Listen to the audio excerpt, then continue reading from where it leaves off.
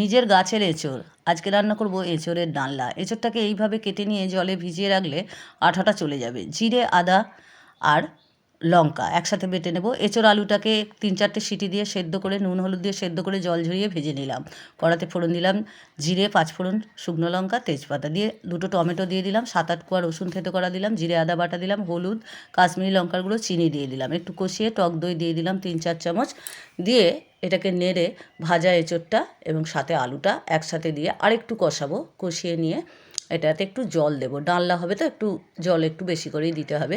দিয়ে পরিমাণ মতো নুন দিয়ে মিনিট 3-4 মতো ঢাকা দিয়ে রেখে দেবো। হয়ে গেছে রান্না। ঘি আর এই গরম মশলা দিয়ে এই যে নামিয়ে নিলাম। অপূর্ব স্বাদ এই এঁচোড়ের ডালনা। নিজের গাছের এঁচোড়, তার স্বাদ তো আরও আলাদা হবেই হবে। দুপুরবেলায় ভাতের সঙ্গে গরম এঁচোড়ের ডালনা আর সাথে যদি থাকে মুসুর ডাল বাটা দিয়ে কুমড়ো ফুলের বড়া, কোনো কথা হবে না।